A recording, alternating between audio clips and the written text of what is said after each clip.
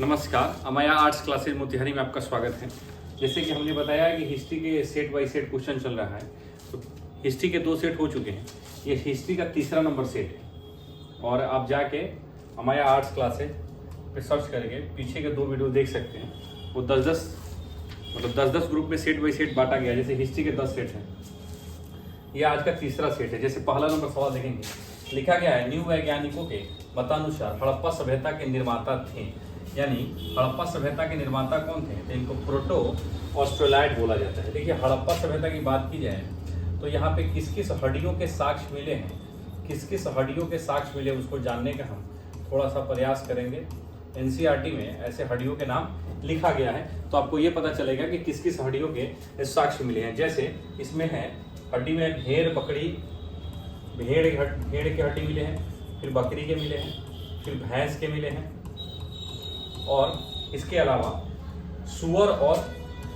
सुअर के भी मिले हैं, और घड़ियाल। इतने पशुओं के हड्डी मिले हुए हैं, तो जिससे पता चलता था या तो ये इन लोगों को मतलब इनका पशुपालन होता था इन सभी पशुओं का, और या फिर इनका शिकार किया जाता था। तो ऐसे कहे कि आपको तो सब किसी को पता है कि हड़प्पा सभ्यता की जो लिपि है, हड़प्पा सभ्यता की जो लिपि है वो अज्ञात है। हड़प्पा सभ्यता की लिपि के बारे में तो जानकारी नहीं है। लिपि जो है वो भाव चित्रात्मक है। इसीलिए वैज्ञानिकों के अनुसार ये भी हो सकता है कि जो पालतू पशु थे उनका भी लोग शिकार करके खाते थे। दूसरा सवाल है कि सैंधव संस्कृति के अंतर्गत अधिकांश मुहरें प्राप्त हुई हैं। निम्नलिखित में से मुद्रा किस चीज से निर्मित थी? यानी जो मुद्रा बनती थी वो किस चीज की बनती थी? तो सबसे पहले मुद्रा के बारे में जान जाइए। मुद्रा गोल भी प्राप्त हुआ है, मुद्रा आयताकार भी प्राप्त हुआ है। ये 2 प्रकार की मुद्राओं का भी वर्णन मिलता है। और जो मुद्रा प्राप्त हुआ है स्वर्ण, लौह, तांबा और सेलखड़ी, तो जो मुद्रा बोल रहे हैं, मुहरे, जो मुहरे हैं वह मुहरे सेलखड़ी के बने होते थे। और यह सेलखड़ी नामक जो पत्थर था, सेलखड़ी क्या था? कभी कभी ये पूछता है कि सेलखड़ी क्या था, तो सेलखड़ी पत्थर था, और ये हम राजस्थान से मंगाते थे और फिर मुहरों का निर्माण करते थे। लिखना क्या है ये आप सुन रहे हैं, वो जो भी आपको समझ में आएगा वो सब लिखिएगा। इसके अलावा मुहरों पर पशु पक्षियों के चित्र अंकित होते थे, और कुछ लिखा भी जाता था, याद रखिए। आगे बढ़ेंगे, 3 नंबर सवाल देखते हैं। 3 नंबर सवाल क्या है? 3 नंबर सवाल है कि सैंधव स्थलों के उत्खनन के दौरान मोहनजोदड़ो से प्राप्त एक मुद्रा पर पुरुष की आकृति है जो कि त्रिमुखी है, की पहचान सर जॉन मार्शल ने निम्नलिखित में से किससे की है? यानी सैंधव सभ्यता का जो मोहनजोदड़ो का स्थल है वहां से एक मूर्ति प्राप्त हुई है, स्टेचू प्राप्त हुई है, वो 3 मुखी है, 3 मुखी। तो ये पता करना है कि ये किस भगवान की है, विष्णु की है, इंद्र की है, शिव पशुपति की है, या फिर ब्रह्मा की है। तो आपको बता दें कि सिंधु घाटी सभ्यता के जो प्रिय जो देवता है, सिंधु घाटी सभ्यता के जो प्रिय देवता है बाबू, उनका नाम है पशुपति महादेव, इनका नाम है। समाज जो था सिंधु घाटी सभ्यता का, समाज अगर बात की जाए, समाज जो था वो मातृसत्तात्मक था। तो यहाँ पे सर जॉन मार्शल ने जो बताया है कि वो त्रिमूर्ति जो है वो शंकर भगवान की है, पशुपति भगवान की है, यानी शंकर भगवान की है। ये जो पशुपति है, याद रखिएगा, ये जो शिव पशुपति वाली भगवान की स्टेचू है शंकर भगवान की, ऐसा माना जा रहा है। तो उनके आसपास कुछ पशुओं के चित्र हैं, यानी याद रखिएगा एक ऐसा मूर्ति प्राप्त हुआ है जिसमें एक व्यक्ति योग मुद्रा में बैठा हुआ हो और उसके आसपास कुछ पशुओं के नाम है। जैसे पशुओं में हो जाएगा हाथी, हो जाएगा बाघ, हो जाएगा गेंडा, और फिर भैंसा हो जाएगा। ये 4 पशुओं का वर्णन ऐसा मिला है जो शंकर भगवान के आसपास घूमती फिरती। आगे देखेंगे 4 नंबर सवाल। 4 नंबर सवाल है कि 6ठी शताब्दी ईसा पूर्व अनेक गणतंत्रात्मक राज्य अमेरिका में थे। इस 53 प्रकार के राज्यों में एक शासक राज्य था। इस राज्य में किस महान व्यक्ति का जन्म हुआ था? तो जो शासक राज्य थे उसमें महात्मा बुद्ध का जन्म हुआ था। यानी 563 BC में इनका जन्म हुआ था और इनकी मृत्यु 483 BC में हो गई थी। इनको तथागत की उपाधि प्राप्त है, तथागत की उपाधि गौतम बुद्ध को प्राप्त है। इन्होंने अपना पहला उपदेश सारनाथ में दिया है, सारनाथ में दिया है। अगर सर्वाधिक उपदेश की बात की जाए तो सर्वाधिक उपदेश जो दिया गया है वो श्रावस्ती में दिया गया है इनके द्वारा। ये भी उत्तर प्रदेश में पड़ता है, ये भी उत्तर प्रदेश में पड़ता है। इसका आंसर महात्मा बुद्ध हो जाएगा। आगे बढ़ेंगे, 5 नंबर सवाल देखेंगे। 5 नंबर जो सवाल है बाबू, लिखा गया है कि मेगास्थनीज की इंडिका, लिखा गया है मेगास्थनीज की जो इंडिका है के विषय में कौन सा कथन सत्य है? इंडिका वास्तविक रूप से प्राप्त नहीं, ये बिल्कुल सही है। ये वास्तविक रूप से प्राप्त नहीं है कि इंडिका के लेखक मेगास्थनीज ही हैं, ये बिल्कुल सही है। लिखा गया है कि डायोडोरस ने इंडिका के कुछ उदाहरणों को प्रस्तुत किया था, यानी उन्होंने जब अध्ययन किया था, डायोडोरस ने, ये यूरोप का यात्री था, तो इन्होंने जब अध्ययन किया था तो उन्होंने इसके बारे में कुछ ऑथेंटिक बातें पता की। तीसरा है कि इंडिका मौर्यकालीन इतिहास की जानकारी के महत्वपूर्ण स्रोत है, तो इसका सभी का जो आंसर हो जाएगा उपरोक्त सभी हो जाएगा। 5 का आंसर जो हो जाएगा वो सभी हो जाएगा। थोड़ा सा और जानिएगा, मेगास्थनीज जो है वो चंद्रगुप्त मौर्य के राज दरबार में आया था। मेगास्थनीज जो है वो चंद्रगुप्त मौर्य के राज दरबार में आया था और मौर्य वंश का शासनकाल आप जान जाइए, सॉरी चंद्रगुप्त मौर्य का जो मौर्य वंश का जो शासनकाल था, मौर्य वंश का जो शासनकाल था, मौर्य वंश का जो शासनकाल था वो 322 से 185 ईसा पूर्व था। मौर्य वंश का अंतिम राजा बृहदत्त था और बृहदत्त को मार दिया था पुष्यगुप्त शुंग ने, पुष्यमित्र शुंग ने इसको मार दिया था और मगध की गद्दी पर शुंग वंश की स्थापना की थी। 6 नंबर सवाल देखेंगे। लिखा गया है कि मेगास्थनीज के अनुसार पाटलिपुत्र का प्रबंध 3 सदस्यों का एक आयोग कर रहा था। ऐसा माना जाता है कि पाटलिपुत्र का जो प्रबंधन था वो 3 सदस्यों का एक आयोग कर रहा था। इस आयोग के 6 मंडल थे, प्रत्येक मंडल में कितने सदस्य थे? यानी मेगास्थनीज की जो इंडिका पुस्तक है उसमें 6 समितियों का वर्णन किया गया है और हर एक समिति में 5 लोग होते थे। तो वहीं ये पूछ रहा है कि जो 6 समितियां थी तो उसमें एक समिति में कुल कितने लोग होते थे, तो इसका आंसर बी नंबर हो जाएगा। आगे बढ़ेंगे, 7 नंबर सवाल देखिए। 7 नंबर सवाल है कि स्त्री धन का उत्तराधिकारी हक किसको था? यानी स्त्री धन का किसको अधिकार था वो संपत्ति लेने का? तो ये मात्र पुत्री को ही अधिकार था, यानी बेटी को ही अधिकार था कि जो उसको संपत्ति मिली हुई है उसका वो असली हकदार है। तो सिर्फ इसमें महिला हो जाएगी, यानी पुत्री हो जाएगा इसमें। 8 नंबर सवाल है कि गंगा पुत्र के नाम से किसे जाना जाता है? तो गंगा पुत्र के नाम से भीष्म को जाना जाता है, याद रखिएगा। 8 का आंसर सी नंबर हो जाएगा। 9 नंबर सवाल देखते हैं। 9 नंबर सवाल क्या है? तो 9 नंबर सवाल है भगवत गीता का अंग्रेजी में अनुवाद किसने किया? भगवत गीता का अंग्रेजी में अनुवाद किसने किया? तो भगवत गीता का अंग्रेजी में अनुवाद जो किए हैं वो चार्ल्स विल्किंस ने किया है और ये जो किए हैं वो 1785 ईस्वी में किए हैं। किस ईस्वी में किए हैं? 1785 ईस्वी में है। आप इधर विवेकानंद से थोड़ा सा 2 चीज जान जाइए जो आपके एग्जाम में काफी बार पूछा हुआ है कि रामकृष्ण मिशन के संस्थापक विवेकानंद थे और इसकी स्थापना इनके द्वारा कलकत्ता में किया गया था 1897 ईस्वी। रामकृष्ण जो मिशन है विवेकानंद के द्वारा किया गया है, स्थापित कलकत्ता में स्थापित किया गया 1897 ईस्वी में। 10 नंबर सवाल देखिएगा। 10 नंबर सवाल है कि प्राचीन भारत के महाकाव्य का नाम क्या? यानी प्राचीन भारत में महाकाव्य कौन है? महाकाव्य 2 हैं, महाभारत और रामायण। महाभारत और रामायण महर्षि वेद व्यास के द्वारा महाभारत को लिखा गया है। यहाँ पे जो ऋग्वेद है, ऋग्वेद में 10 मंडल है, याद रखिएगा। ऋग्वेद में अगर पूछेगा 10 मंडल में है और तीसरे मंडल में, ऋग्वेद के तीसरे मंडल में गायत्री मंत्र का उल्लेख है, याद रख लीजिएगा। गायत्री मंत्र का उल्लेख है ऋग्वेद के तीसरे मंडल में, याद रखिएगा। 9वां मंडल सोम को समर्पित है। आगे बढ़ेंगे, 11 नंबर सवाल देखेंगे। 11 नंबर सवाल देखेंगे। 11 नंबर सवाल आप तब तक पढ़िए।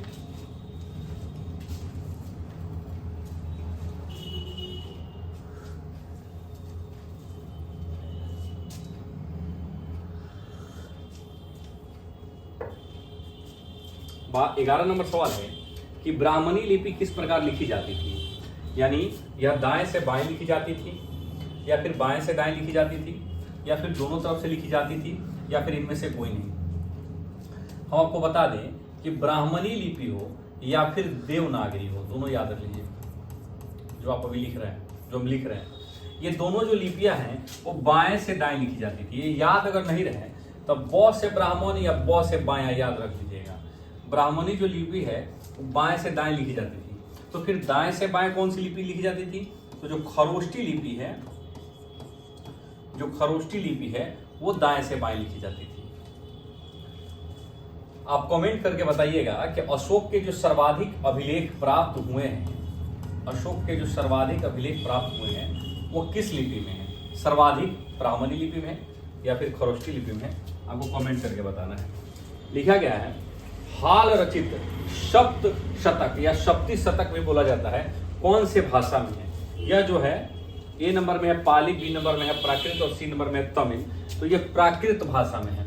हॉल द्वारा रचित सप्त शतक या फिर सप्ती शतक इसको बोला जाता है, कौन से भाषा में है? तो ये प्राकृत भाषा में है।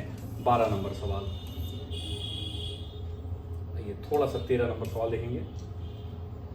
13 नंबर सवाल क्या है? 13 नंबर पढ़िए 13 नंबर सवाल को और आंसर दीजिए आप।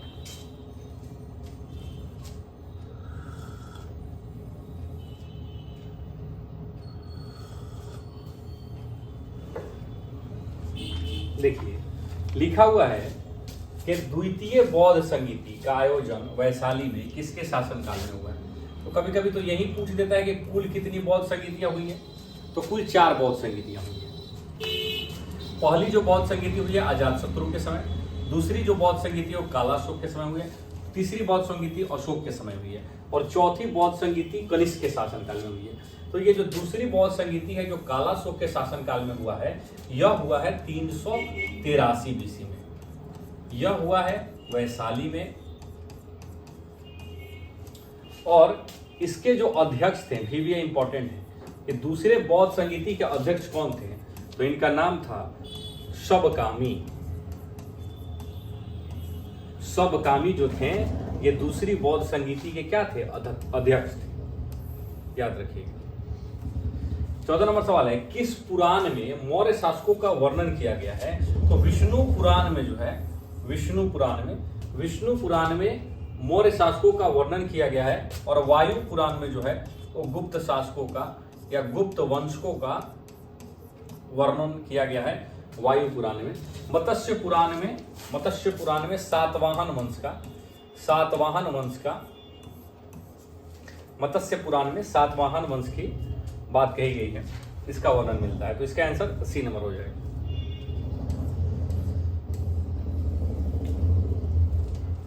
इब्न बतूता कहाँ का निवासी था? इब्न बतूता कहाँ का निवासी था? इब्न बतूता जो था वो मोरक्को का निवासी था, और यह अफ्रीका देश का, अफ्रीका महाद्वीप का निवासी था। मोहम्मद बिन तुगलक के शासनकाल में यह भारत आया था। मोहम्मद बिन तुगलक के शासनकाल में भारत आया था लगभग 14वीं शताब्दी में। और अगर ईस्वी की बात की जाए कि किस ईस्वी को आया था, तो 1333 याद कर लीजिए। 1333 में ये भारत आया था।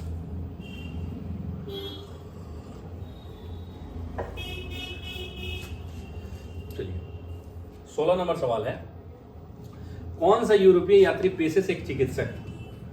पेशे से चिकित्सक फ्रांसो वार्नियर था, जो फ्रांस का व्यक्ति था, और यह शाहजहां के शासनकाल में आया था। और यह चिकित्सक था पेशे से, मतलब पेशे से यह डॉक्टर था। और इसकी आत्मकथा का नाम है travels in the Mughal empire. याद रखिएगा, travels in the Mughal empire, ये इसकी आत्मकथा का है। फ्रांस का निवासी था और शाहजहां के शासनकाल में आया था। लिखा गया है। अगला सवाल देखेंगे 17 नंबर कि निम्नलिखित में से कौन सा कथन सही है। मोहम्मद गोरी ने अपना उत्तराधिकारी के बारे में कोई निर्णय नहीं लिया, बिल्कुल सही है। गोरी ने अपने कुटुंब के किसी व्यक्ति पर विश्वास नहीं कर सकते, ये भी बात बिल्कुल सही है।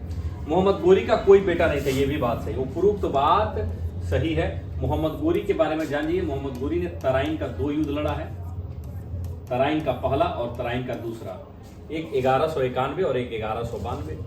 तराइन का पहला युद्ध लड़ा गया है 1191 ईस्वी में, 1191 ईस्वी में, और तराइन का द्वितीय युद्ध लड़ा गया है 1192 ईस्वी में, मोहम्मद गोरी और पृथ्वीराज चौहान के बीच में। मोहम्मद गोरी और पृथ्वीराज चौहान के बीच में तराइन का युद्ध लड़ा गया है। इसमें पहले युद्ध में पृथ्वीराज चौहान जीत गए थे और दूसरे युद्ध में मोहम्मद गोरी जीत गया था। 18 नंबर सवाल देखिए। किस अलवार स्त्री संत को दक्षिण का मीरा कहा जाता है? तो एकमात्र अलवार महिला संत है, याद रख लीजिएगा।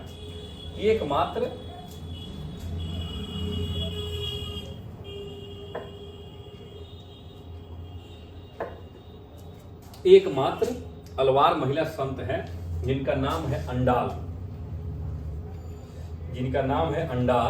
और एकमात्र ये महिला संत है। अलवार संतों की संख्या टोटल 12 है, इसमें एकमात्र महिला संत है अंडाल, जिनको स्त्री के रूप में दक्षिण का क्या कहा जाता है? मीरा कहा जाता है। इसको याद रखिएगा। आगे बढ़ेंगे और देखेंगे 19 नंबर सवाल। लिखा गया है, किस सूफी संत के आशीर्वाद से अकबर को पुत्र की प्राप्ति हुई थी? किस सूफी संत के आशीर्वाद से अकबर को पुत्र जहांगीर का जन्म हुआ था? तो शेख सलीम चिश्ती, इन्हीं के आशीर्वाद से अकबर के पुत्र जहांगीर का क्या हुआ था? जहांगीर का जन्म हुआ था। जहांगीर का जन्म जो हुआ था वो हुआ था 30 अगस्त 1569 ईस्वी को। जहांगीर ने न्याय की जंजीर लगवाई थी, याद कर लिए। न्याय का घंटा अगर पूछेगा, न्याय की जंजीर, तो वो जहांगीर ने लगवाया था। 20 नंबर आंसर देखेंगे।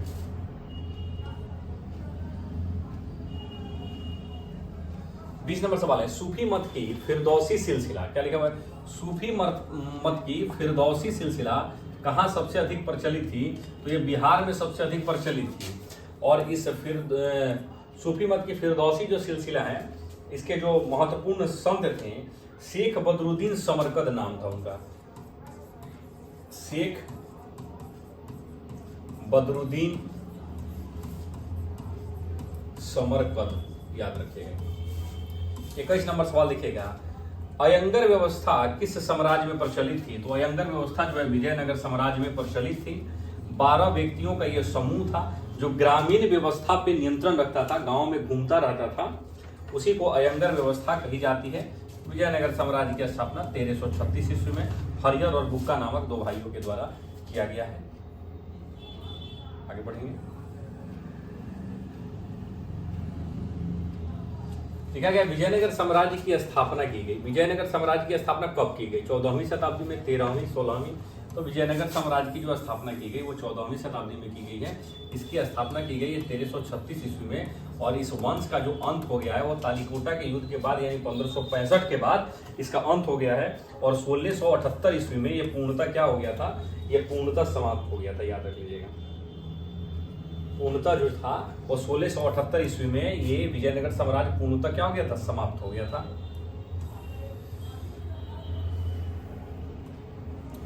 23 नंबर सवाल है कि विजयनगर पर आक्रमण करके इसे लूटा गया। किसने लूटा था? तो ये जो 1565 ईस्वी में तालीकोटा का युद्ध हुआ है, 1565 ईस्वी में तालीकोटा का युद्ध हुआ है, विजयनगर साम्राज्य और दक्कन के क्षेत्रों के बीच में जो युद्ध हुआ है, इसी में बहमनी साम्राज्य के द्वारा इसको लूट लिया गया था और पूरी तरह समाप्त कर दिया गया था। ये 17वीं शताब्दी आते आते ये पूरी तरह से क्या हो गया था? समाप्त हो गया था। 24 नंबर सवाल है कि विजयनगर साम्राज्य को पूर्णतः विनष्ट कब किया गया? विजयनगर साम्राज्य को पूर्णतः विनष्ट कब किया गया? तो विजयनगर साम्राज्य को पूर्णतः अभी तो बताया गया 17वीं से 18वीं शताब्दी तक, यानी 1600 से लेके 1700 ईस्वी तक ये पूरा क्या हो गया था? समाप्त हो गया था। आगे बढ़ेंगे। 25 नंबर सवाल देखिए, बाबर को कलंदर क्यों कहा जाता है? 25 नंबर सवाल है कि बाबर को कलंदर क्यों कहा जाता है? तो उसका यहाँ पे है, क्योंकि उसने इब्राहिम लोदी को पराजित किया। बिल्कुल ये तो सही है। 1526 ईस्वी में इनको पराजित किया। बाबर ने दिल्ली और आगरा से प्राप्त कोष को अपने सैनिकों तथा सगे संबंधियों के बीच दोनों हाथों से लुटाया। ये सबसे ऑथेंटिक आंसर है कि बाबर ने कलंदर की उपाधि उस समय उपाधि धारण की थी जब ये 1526 ईस्वी में पानीपत की पहली युद्ध के बाद लाहौर में जाकर लोगों के बीच में खूब दान दिया, खूब पैसा उड़ाया। इसी के कारण ये अपने आप को कलंदर की उपाधि धारण किया हुआ था। आगे बढ़ेंगे और देखेंगे अगला सवाल। अकबर की आलोचना किसने की है? अकबर की आलोचना किसने की है? फिरदौसी के द्वारा किया गया है, बर्नी के द्वारा किया गया है, बदायूनी के द्वारा किया गया है, या फिर मिनहाज के द्वारा किया गया है? तो अकबर की जो आलोचना है वो बदायूनी के द्वारा किया गया है। और जहां बात फिरदौसी की है तो फिरदौसी के बारे में ये जान जाएंगे कि फिरदौसी और उतबी महमूद गजनवी के शासनकाल में ये लोग रहते थे। महमूद गजनवी के शासनकाल में ये लोग रहते थे। अगला सवाल है 27 नंबर। अकबर के समय में खालसा भूमि पर किसका अधिकार था? तो जो अकबर के समय खालसा भूमि का जो अधिकारी होता था वो सम्राट होता था या फिर सुल्तान होता था। और आपको बता दें कि खालसा भूमि के देखरेख के लिए अकबर ने एक व्यक्ति को नियुक्त किया था। उस व्यक्ति का नाम था एतमाद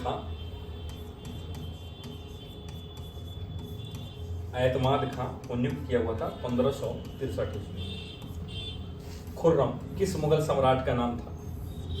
तो खुर्रम जो था वो शाहजहां का नाम था। लाल किला, ताजमहल,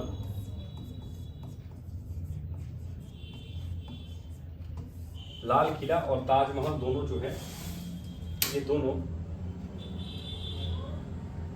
इन्हीं के द्वारा बनाया गया था, शाहजहां के द्वारा ही। आगे बढ़ेंगे। बुलंद दरवाजा किस स्थान पर है? 29 नंबर सवाल देखेंगे।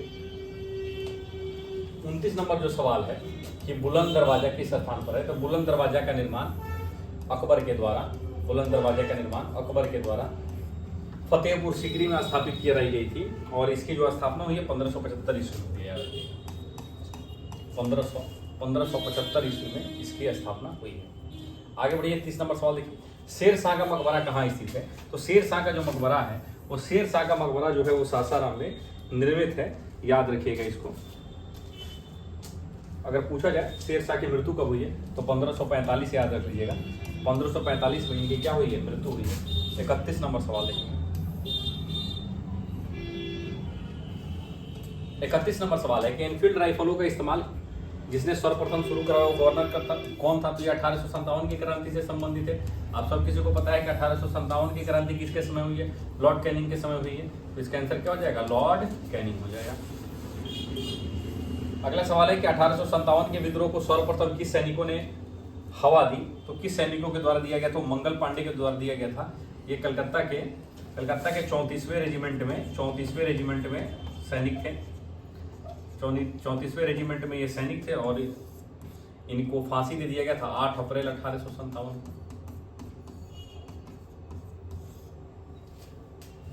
8 अप्रैल 1857 ईस्वी को क्या दे दिया गया था? फांसी दे दिया गया था। अब देखेंगे 33 नंबर सवाल। 33 नंबर सवाल क्या है? 33 नंबर सवाल है कि क्रांति की शुरुआत किस तारीख को करने की योजना थी?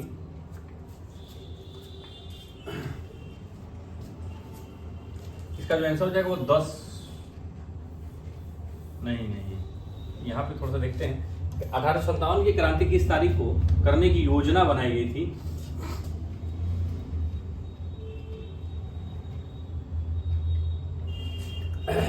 योजना बनाई गई थी 13 मई को, लेकिन वो 3 दिन पहले ही हो गई। इसका आंसर ए नंबर हो जाएगा।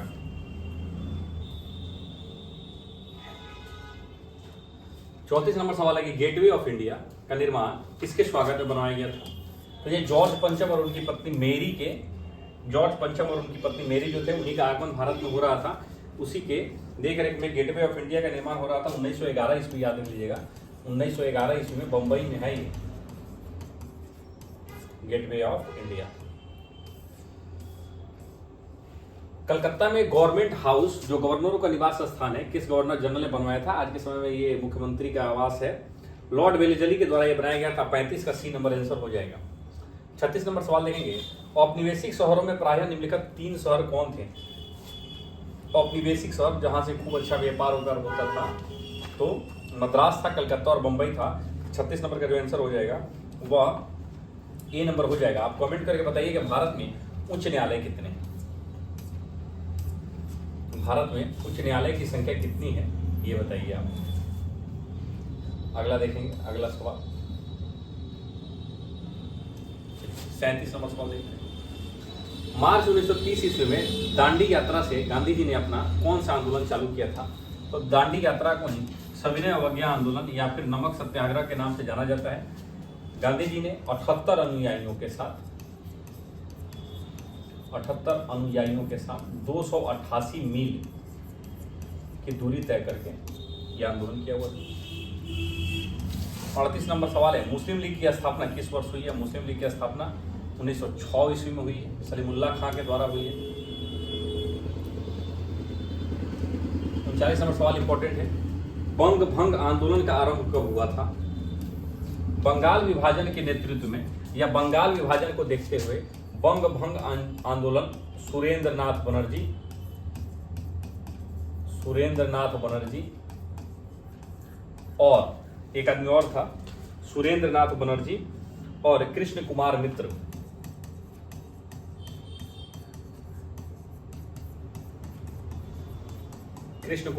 इन्हीं के द्वारा बंग भंग आंदोलन स्टार्ट किया गया था। 1885 में भारतीय राष्ट्रीय कांग्रेस की स्थापना हुई थी, याद रखिएगा। 40 नंबर सवाल है कि उत्तर पश्चिमी भारतीय मुसलमान राज्य की जरूरत का विचार उर्दू के कवि मोहम्मद इकबाल ने किस वर्ष सर्वप्रथम रखा था? तो यह 1930 ईस्वी में रखे थे। 40 का आंसर बी नंबर हो जाए। लिखा गया है कि मुस्लिम लीग को ढाका में किस वर्ष शुरू किया गया था? तो 1906 ईस्वी में ढाका में इसको शुरू किया गया था। 1906 41 का ये नंबर हो जाएगा। 42 नंबर सवाल देखते हैं। 42 नंबर सवाल है कि हिंदू महासभा की स्थापना किस वर्ष हुई? हिंदू महासभा की स्थापना 1915 ईस्वी में हुई थी और इसकी जो स्थापना किए थे मदन मोहन मालवीय के द्वारा किया गया। मदन मोहन मालवीय के द्वारा इसकी स्थापना किया गया था। 43 नंबर सवाल है, यूनियनिस्ट पार्टी मुख्यतः किस प्रांत या प्रदेश में शक्तिशाली है? आपको यह बताना है। 4 ऑप्शन है आपके पास।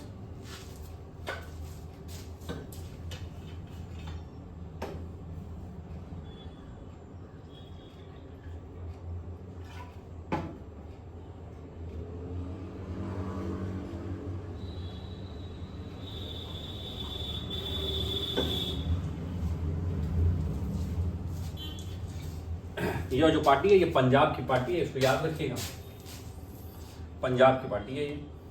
आगे बढ़ेंगे, 44 नंबर सवाल लेंगे। सवाल है, मुस्लिम लीग ने अपनी पाकिस्तान निर्माण संबंधी मांग प्रस्ताव जिस वर्ष सर्वप्रथम पारित किया वो वर्ष कौन सा था? वो वर्ष 1940 का था। 1940 में पाकिस्तान ने मतलब मुस्लिम लीग ने पाकिस्तान संबंधी निर्माण की मांग को प्रस्ताव पेश किया था। 1940 ईस्वी हो जाएगा। 45 नंबर सवाल है कि पंजाबी मुसलमान युवक चौधरी रहमत अली ने पाकिस्तान यानी पाकिस्तान शब्द कब दिया? तो यह जो पाकिस्तान शब्द दिए थे 1933 से 35 के बीच में, 1933 से 35 के बीच में दिए हुए थे।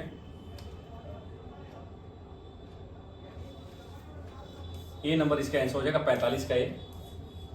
46 नंबर सवाल देखेंगे। संविधान के अनुसार भारत एक संघ है।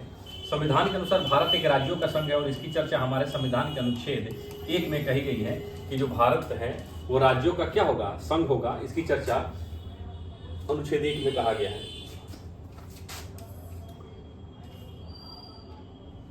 47 नंबर सवाल है कि भारत की संसदीय प्रणाली किस देश पर निर्भर की गई है? तो भारत की जो संसदीय प्रणाली है, भारत की संसदीय प्रणाली हम ब्रिटेन से लिए हैं। 47 का बी हो जाएगा ब्रिटेन, याद रखिएगा। 47 का क्या हो जाएगा? ब्रिटेन हो जाएगा। ऑस्ट्रेलिया से हम समवर्ती सूची लिए हैं, ऑस्ट्रेलिया से समवर्ती सूची लिए हैं। दक्षिण अफ्रीका से संविधान संशोधन लिए हैं, दक्षिण अफ्रीका से संविधान संशोधन का प्रस्ताव लिए हैं। राज्यों के नीति निर्देशक सिद्धांतों का प्रेरणा किस देश से लिया गया है? तो नीति निर्देशक सिद्धांत आयरलैंड से लिया गया है और इसकी चर्चा भाग 4 में है। भाग 4 में राज्य के नीति निर्देशक तत्वों की चर्चा की गई है। 49 नंबर सवाल है, भारतीय संविधान में मौलिक अधिकार से संबंधित यानी मौलिक अधिकार जो हमारे संविधान के भाग 3 में है 12 से 35 तक जिसका वर्णन है और इसमें कुल 23 अनुच्छेद है। बी नंबर हो जाएगा 49 का बी। 50 नंबर सवाल है, किस देश के संविधान से भारतीय संविधान की संघीय व्यवस्था प्रभावित नहीं है? यानी संघीय व्यवस्था प्रभावित नहीं है। भारतीय देश के संविधान से भारतीय संविधान की संघीय व्यवस्था प्रभावित नहीं है, यानी कौन सा वैसा देश है जिससे संघीय व्यवस्था प्रभावित नहीं है? तो ये जो हो जाएगा ये दक्षिण अफ्रीका इसका आंसर हो जाएगा। बाकी तीनों देश से थोड़ी बहुत संघीय व्यवस्था ली गई है, शासन चलाने की व्यवस्थाएं ली गई है। तो ये हिस्ट्री का ये जो सेट था ये हिस्ट्री का तीसरा सेट था। पहले का हिस्ट्री का सेट 1 और सेट 2 डला गया है यूट्यूब पर, आप उसको जाके देख सकते हैं। और ये हिस्ट्री का सेट नंबर 3 है। फिर सेट नंबर 4 कल आ जाएगा। वीडियो अगर अच्छा लग रहा है तो लाइक कर दीजिए, शेयर कर दीजिए, सब्सक्राइब कर दीजिए। अगर ये सेट आपको चाहिए तो आप हमको व्हाट्सअप कर सकते हैं। व्हाट्सअप पे आपको ये सेट चला जाएगा और आंसर आप लिख सकते हैं 870993 32 414। इस पर आप हमको व्हाट्सअप कर सकते हैं। इस व्हाट्सअप नंबर पे आपको ये PDF चला जाएगा, आप उसको देख लीजिए, पढ़ लीजिएगा। या NCERT ये जो है NCERT क्लास 12 का हिस्ट्री है, याद रख लीजिएगा, हिस्ट्री है। और हिस्ट्री के जो टोटल 15 चैप्टर है पुराने NCERT के अनुसार, ये पूरा 15 चैप्टर मिला के इसको बनाया गया है। तो ये आप इस पर मैसेज कर दीजिएगा 870993 32 414 पर और इस पर आपको ये PDF चला जाएगा। बाकी तब तक के लिए thank you, good bye, bye.